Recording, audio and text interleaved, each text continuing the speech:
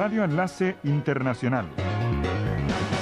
El programa de Radio Nederland sobre radio, televisión, satélites y medios de comunicación. Con Alfonso Montealegre y Jaime Wagner.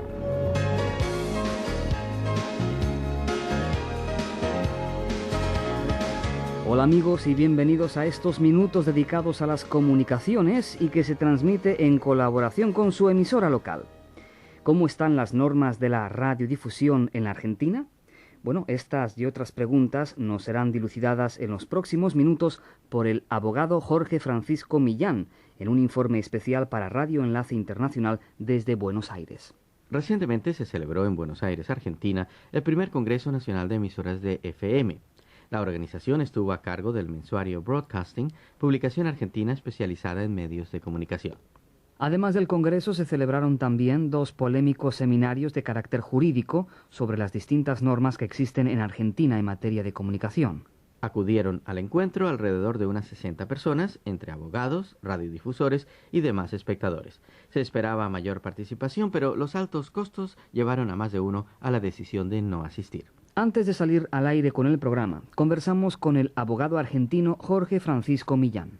En Argentina no existe una sola ley en materia de telecomunicaciones. Las nuevas tecnologías aparecen y luego se dictan las normas correspondientes. Así es como hoy la legislación en esta materia es variada y dispersa. Está compuesta por leyes, decretos y resoluciones. Decretos que modifican leyes, decretos que modifican otros decretos, resoluciones que complementan o reglamentan los decretos. Todo esto hace casi caótico el panorama. Todos los que asistimos a este congreso fuimos en busca de claridad. Fuimos buscando que todos juntos pudiéramos encontrar un poco de luz sobre la incertidumbre reinante, y creo que a juzgar por los rostros que pude ver al cierre de la jornada, la confusión sigue siendo el denominador común. Y ello porque los legisladores y los funcionarios con incumbencia en el tema no cumplen con su función, legislar unos y aplicar la ley los otros.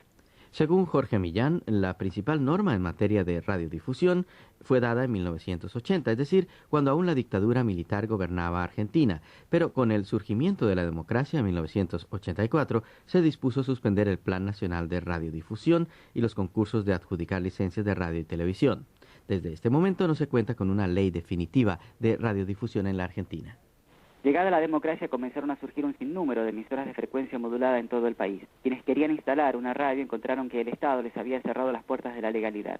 Las emisoras que comenzaron a funcionar en 1984, 1985, necesariamente eran ilegales porque no se otorgaban nuevas licencias. Esto llevó a la coexistencia de emisoras legales con todas las nuevas que surgían que eran ilegales. Como tales, en un principio el Estado Nacional, a través del CONFER, que es el Comité Federal de Radiodifusión, y la SECOM, o Secretaría de Comunicaciones, combatió y decomisó a esas emisoras. Con posterioridad, algunos municipios comenzaron a reconocer a las nuevas emisoras, primero informalmente, pero luego a través de ordenanzas. A principios de 1989 se encontraban unas 2.000 emisoras de FM en esta situación de ilegalidad, mientras que las radios legales, sumando las de AM y las de FM, tanto públicas como privadas, solo llegaban a 200.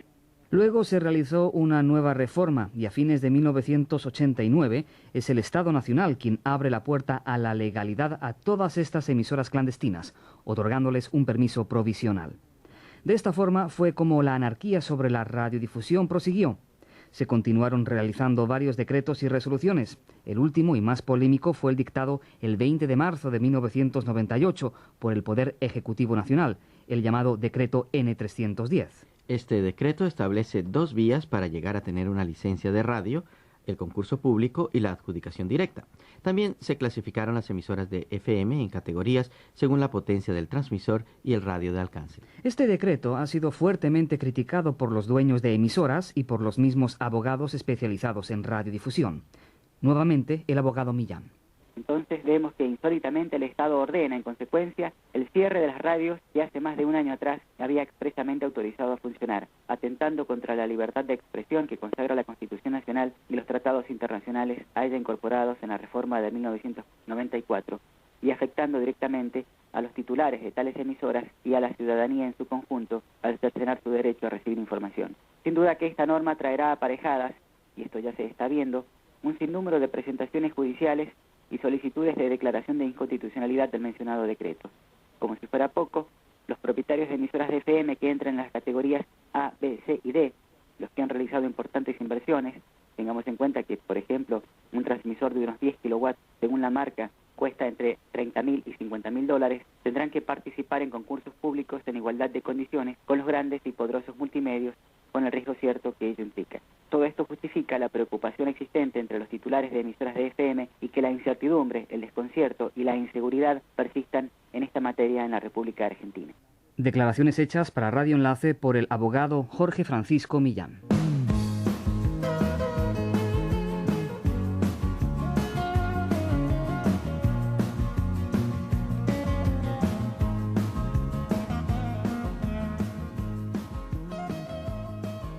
Expertos internacionales recomendaron al gobierno de Costa Rica acelerar el proceso de apertura del monopolio estatal de las telecomunicaciones para evitar que el país quede rezagado en la competitiva economía mundial. Durante la primera jornada de un seminario internacional sobre las telecomunicaciones realizado en Costa Rica, expertos y autoridades nacionales debatieron acerca de la conveniencia de abrir el monopolio por medio de un proceso democrático de concertación. La posibilidad de una apertura del monopolio es considerada seriamente. Es importante la participación de otros sectores como el privado por medio de alianzas estratégicas. Pero estamos opuestos a la privatización, que es distinto a abrir el monopolio, manifestó Hernán Bravo, director del ICE. Para romper el monopolio estatal de telecomunicaciones a cargo del Instituto Costarricense de Electricidad, ICE, desde 1949, la Asamblea Legislativa tendría que aprobar enmiendas constitucionales que están en estudio del Congreso. Privatización no es sinónimo ni de eficiencia ni de eficacia. Por eso cada país debe buscar su instrumento para modernizar las telecomunicaciones, manifestó Adolfo Arrieta de la Organización de Trabajadores de Chile. El argentino José Barletta, presidente de Barnews Research Group, coincidió en señalar que no existe un modelo ideal para hacer más eficiente las telecomunicaciones en un país, por lo que también recomendó el proceso de concertación a fin de definir el mecanismo. La privatización de las telecomunicaciones avanza a paso firme en Centroamérica por iniciativa de los gobiernos y pese a la oposición de sindicatos que rechazan la presencia de multinacionales en uno de los sectores considerados más estratégicos en la economía de un país.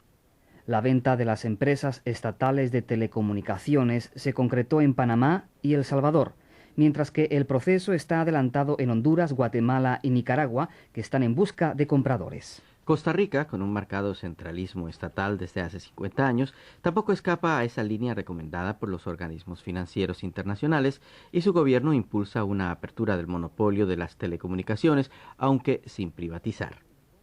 La empresa francesa France Telecom adquirió el 24 de julio, a un costo de $275 millones, el 51% de las acciones de la compañía telefónica de El Salvador, la CTE, avaluada en 527 millones. Un 10% de las restantes acciones será vendido a empleados de la empresa, otro 14% a usuarios del servicio a través de la Bolsa de Valores local, mientras que el Estado salvadoreño conservará el otro 25%. El pasado 17 de julio, Telefónica de España adquirió a un costo de $40 millones el 51% de las acciones de la Internacional de Telecomunicaciones Intel de El Salvador, dedicada a la telefonía celular, y el restante 49% será vendido a empresarios locales. En Panamá, el consorcio inglés Cable & Wireless inició un programa de inversiones por unos $572 millones para modernizar la red telefónica, tras haber comprado hace un año el 49% de las acciones del estatal Instituto Nacional de Telecomunicaciones, el Intel, por $620 millones. Los trabajadores son propietarios del 2% de las acciones y el Estado controla el otro 49%. Cable & Wireless, que actuarán como monopolio hasta el año 2000, cuando la ley de privatización liberalice las comunicaciones panameñas, enfrenta crecientes críticas por una supuesta deficiencia en el servicio y por altas tarifas. En Honduras, 7 multinacionales presentaron ofertas para adquirir el 47% de las acciones de la empresa hondureña de telecomunicaciones Hondutel, que deja utilidades por $120 millones al año. El Estado conservará el 51% y ofrecerá a los trabajadores de la empresa el 2% restante. La venta de las acciones podrá concretarse una vez sea aprobada la ley de privatización por parte del Parlamento, a donde fue enviada el 16 de junio. La empresa Telecomunicaciones de Guatemala, Telgua, es la propietaria de los bienes de la anterior empresa guatemalteca de telecomunicaciones, Guatel, cuyo traspaso se hizo para superar escollos legales y proceder con la venta. El gobierno guatemalteco abrió la licitación en diciembre pasado, en la que precalificaron 5 empresas, pero solo la mexicana Telmex, que también participó en la competencia por acciones de la brasileña Telebrás, calificó y ofreció $529 millones por el 95% de las acciones de Telgua, lo que fue rechazado por las autoridades por considerar bajo el monto. La empresa nicaragüense de telecomunicaciones Enitel es estatal y opera como monopolio, pero será privatizada en los últimos meses de este año, luego que la Asamblea Nacional aprobara en junio la ley que autoriza su venta. Una reforma a la ley permitirá la venta del 100% de las acciones, por las cuales el gobierno espera cobrar $250 millones.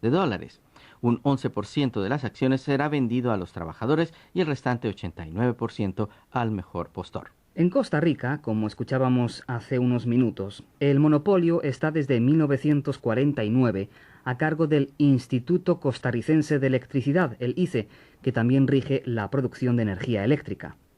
Los sindicatos se oponen a la intención del gobierno de Miguel Ángel Rodríguez de abrir el negocio a la empresa privada, pues sostienen que lo que se pretende es, en lugar de fortalecer la entidad, debilitarla para luego venderla.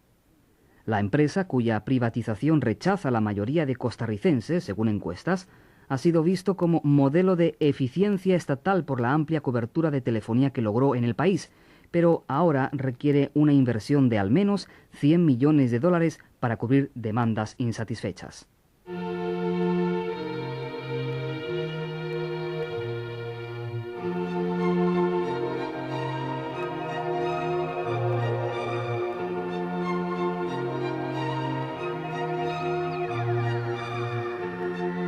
Radio Enlace.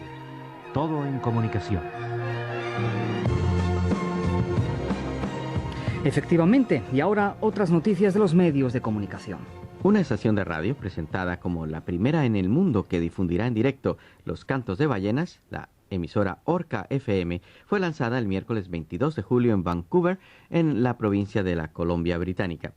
El lanzamiento en el acuario local atrajo a centenares de personas que pudieron escuchar los ruidos de las ballenas captadas por un micrófono colocado en el fondo del Océano Pacífico a 200 kilómetros al noroeste de Vancouver.